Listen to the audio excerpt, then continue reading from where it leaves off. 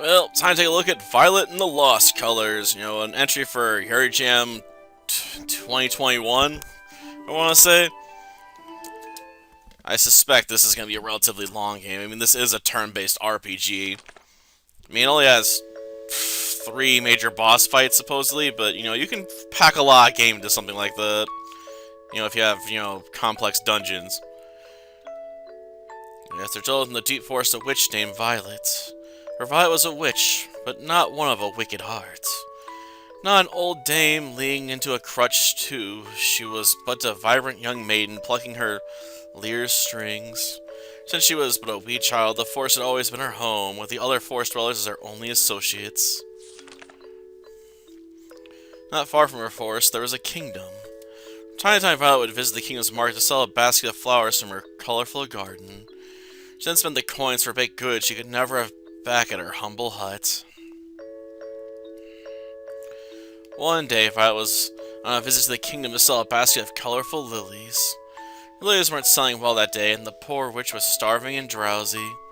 She could not bear the sleepiness any longer. Violet used her magical ability to shapeshift into a black cat. She lived in the woven basket and lay her small body down on top of the lilies. The scent of the lilies slowly fades, Violet drifted away to the place where sleeping people go. During her catnap, Violet's tiny nose picked up the strong scent of roses. Strange, Violet thought in her sleep. I think I brought roses with me today. Thus she opened her eyes. Violet woke up to it certainly not from a bloom as a rose, but it was something not so far off. Damsel sat on her heels before Violet. Her red hair fell forward as it glowed under the sun, along with the accessory sitting on top of it. It took a few moments for it to occur to Violet. The stranger before was none other than the king's daughter herself. Sight of her, Violet had her mind snatched away. "Oh, I wake you up," said the rose-scented stranger. "Are you hungry, perhaps? Wait here, I shall bring you a piece of bread for you to feast on." So the princess hurried off to fetch a piece of bread for the feline. Poof! Violet turned back into her human form. Cheeks were flushed rather than the heap of red lilies. What has happened, she thought to herself. Princess returned with a piece of bread to her bowl, and she found a young maiden in the place of the cat. She asked the maiden before, "Are you perhaps the owner of that basket of flowers?" Nodded her head for the princess. "How lovely! I adore flowers. I have a garden full of roses." Then I thought, no wonder she smells like a garden of roses.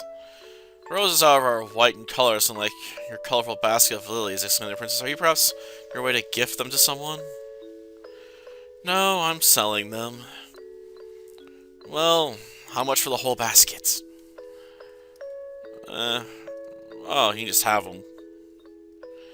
However, I can't find any except for you to receive nothing in return. How about I give you this piece of bread in return?" Well, there's a trade, I suppose.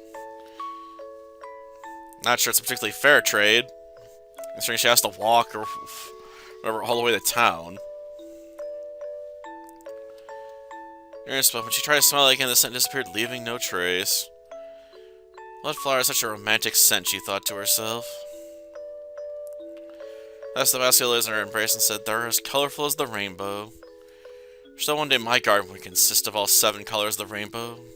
You know, the princess, but that might be quite difficult, for I've never seen a sight of blue, indigo, or violet flowers. Have you, dear stranger? "There are flowers of those colors, your highness," said Violet. "There are even, to be sure, more flowers of colors we don't even know the names of." Yes, fascinating, but I have to admit this intro's feeling a bit long.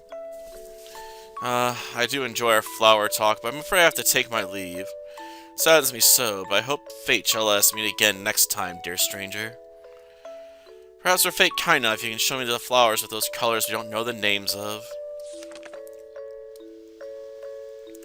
So they bid each other farewell as the princess left with a colorful basket of lilies under her arm, leaving Violet a faint fragrance of roses.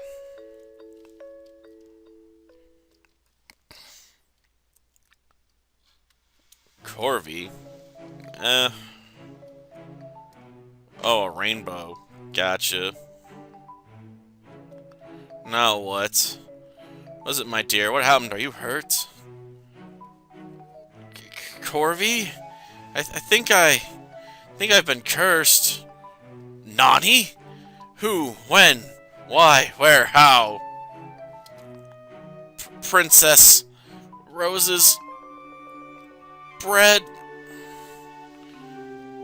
What? It's the princess. She's long curly hair, red as strawberries. She spoke with a voice that was sweet as candy. She's wearing a rather lovely dress. They were like petals. She also has beautiful eyes. Gaze upon it as if you're gazing at a starry night sky. What now? She also smelled like a garden of roses. She was kind. She gave me a piece of bread. A melody came to me. Wait. We're not yet done with our talk. What's this about a princess? As I said, this princess has put a curse upon me. I'm not quite sure what kind of spell she used, but so I learned that one spell. What was it called? Infatuation? Yes. That one. Dear, cease the nonsensical tale and go fetch me some dark mushrooms. Corvi, it's not nonsensical. She did put me under a spell. And why would she do such a thing? Moreover, you should know very well that if you were to be put under an infatuation spell, you wouldn't be aware of it. Oh, right. Then what is happening to me? You're infatuated, not under an infatuation spell. Or as it came from no spell at the depth of your own heart. It's love, dear. Love? Isn't that love in storybooks? I suppose. You need the dark mushroom, dear. It'd be lovely if you could fetch me one at once. But she's a princess, is she not? Yes, she's indeed a princess, and what of it? Wouldn't that be impossible, then? What's so impossible about it? Because... oh, never mind. I think I just understand what you meant. I love her, like I would love a friend. Yeah, I don't buy it. So I shall ask you this. You consider me a friend? Absolutely. You feel like you're under an infatuation spell when you're with me? No? Oh dear. So I don't love you? All along I've never loved you? No, not exactly, dear. Love takes more forms than a shapeshifter. There's just love that's sealed with marriage. There exists love between a parent and their child. There as well exists love between companions like how it exists between us. Perhaps there exist other forms even more than the number of colors that we don't know the names of. Nevertheless, the love that causes one to feel like they're under an infatuation spell can only be romantic love. It's the kind of love that grows roses in your heart and paints a rainbow in your mind. Well, but, dear, if this puts more fog in your mind, you don't have to fret yourself over it too much. Whether you love her in a sense of yearning to lay down with her on the meadow, or a sense of a mere appreciation of her company like how I appreciate yours, in the end, it's still your decision to make what of it when you eventually figure it out. Corvi, yes, dear? This kind of love, could it exist between a witch and a princess? Love can exist anywhere, regardless of its form, dear. It's matter not whether she's a princess or a prince, whether you're a witch or a peasant, in a swamp or a meadow, in a witch's garden or a castle garden, any kind of flower can bloom and grace the soil it grows on. Now go fetch me a dark mushroom and bring it back to me if you please. Well, that's one way to end a conversation. The dark hermitags roaming the grass in the forest should have the dark mushroom that I need. So I walk in the grass, no one comes out from hiding. Okay, got it. Arrows. Gotcha.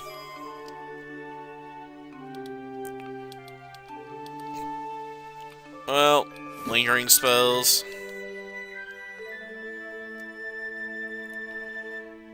Okay, hey, last 2 to 5 turns and wear off after the battle ends, with several exceptions. Oh, status effects, gotcha. Okay. Transforming into my cat form can give me several advantages, whether it's inside of a battle or outside of it. First off, my cat form I have faster speed, and it's easier to flee from wild encounters. Attacks are also close range, as they're more accurate than shooting arrows. I don't need mana for my attacks as well. Also, in smaller checks, I used to evade attacks when they get to small, dirty places. Or also has its own drawbacks. I won't be able to use my Leer, which means I can't cast spells or shoot arrows. Well, trade-offs. What can I say?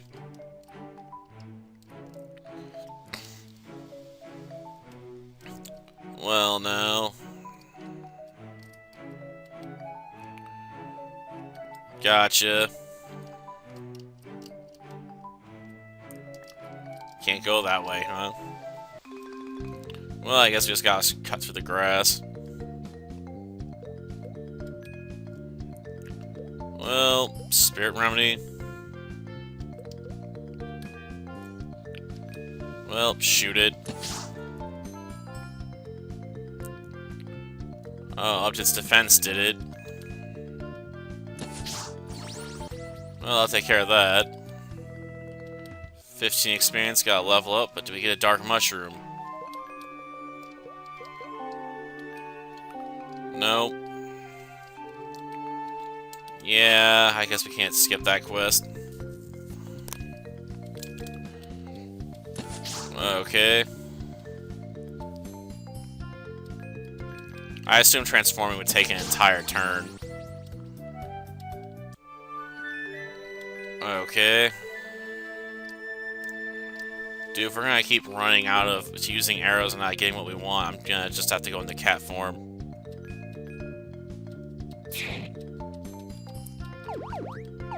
Okay. Maybe I ought to drop a save. Oh, we got a lavender. Well, haven't got what we wanted yet. What on earth is this supposed to be? Well, stupid tarantula.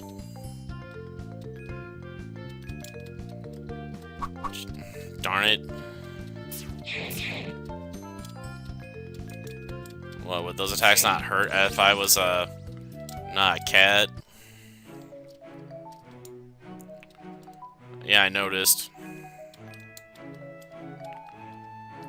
Can I not get rid of it?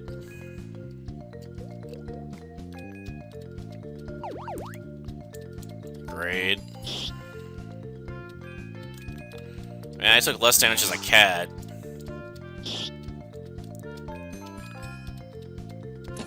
Come on. Ugh. Annoying part is, we're trying to farm for a random item. Ugh. Well, scratch it. Maybe I could use Growl or something to lower its attack power. Like a Pokemon. Okay.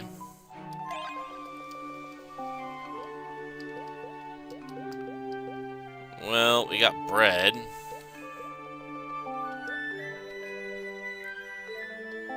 Yeah. I'd have to transform to use my healing ability. But apparently we got the health back when we leveled up. Man, this is a bit disappointing. I was hoping we'd have it by now. Come on, just give me the bloody, mushrooms. Eh, whatever. 4 damage isn't that big a deal. I mean, we got 60 HP for base. Oh, finally a mushroom. Something to ask. Oh, no. Well, I guess we'll find out what that is next time. Until then, see ya.